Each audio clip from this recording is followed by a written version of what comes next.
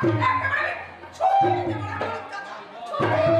বল বল আছে বল বাজার কোথায় বলছি রে বাবা বলছি বাজারে তো যাচ্ছিলাম যেতে যেতে দেখলাম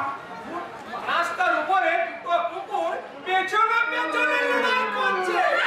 পেছনে পেছনে লড়াই করছে হ্যাঁ পেছনে পেছনে যতই আমি দাঁড়াবার চেষ্টা করি না কেন ততই রাস্তা ঘিরে দাঁড়ায় কিছুতেই রাস্তা ছাড়ে না কুকুরের ভয়ে ও আমি ওই রাস্তায় না গিয়ে বুকে একটু সাহস আনতে গাঁজায় দম দিলাম সে কি সবে দুটো টান দিয়েছি নেশাটা একটুকু একটুকু করে পাকতে শুরু করেছে হঠাৎ দেখি গাঁজার আগুন শেষ না আছে নারকেলের ছবড়া অন্য কিছু তখন ওই বাজার করা নোটগুলোকে নারকেলের ছবড়ার মতো পাকিয়ে সেই গাঁজায় আমি দম দিয়ে এলাম তুই নারকেলের ছোবার মতো গলা পাকিয়ে ওই টাকা পুড়িয়ে গাঁজা বের এসেছে তাতে কি হয়েছে নেশার মধ্যে থাকলে আমার কাছে নারকেলের ছড়া আর নোটের তারা দুই সমান আর দুটো জিনিস মনে হয় নিজের বউ আর পরের বউ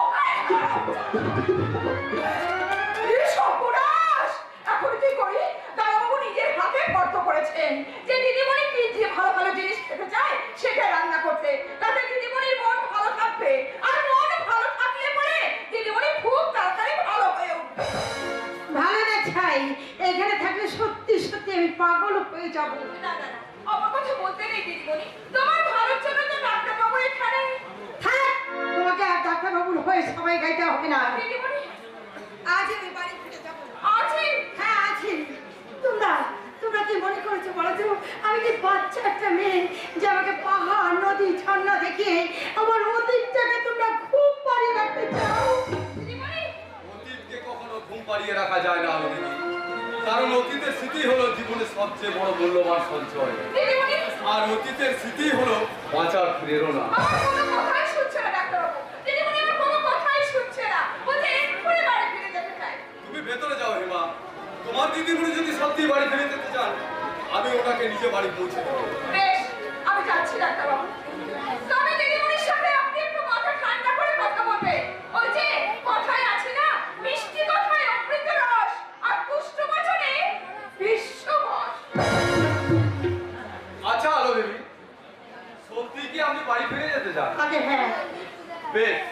আপনার যখন ইচ্ছে তাই করুন।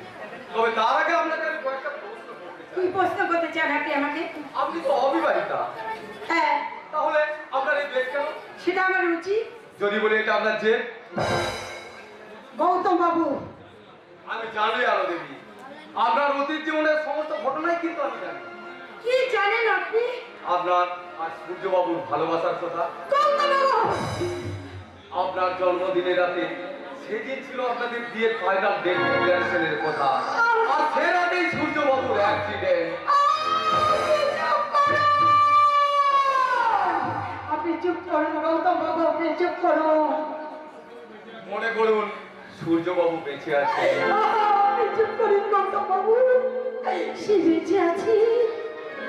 বেঁচে আছে আপনাদের স্বর্গীয় ভালোবাসা আপনি আপনি কি পারেন না অন্য কারো মনে আরেকটা ভালোবাসার জন্ম দিতে আপনি কি পারেন না অন্য কারো হৃদয়ে আরেকটা সূর্য খুঁজে নিতে গৌতম বাবু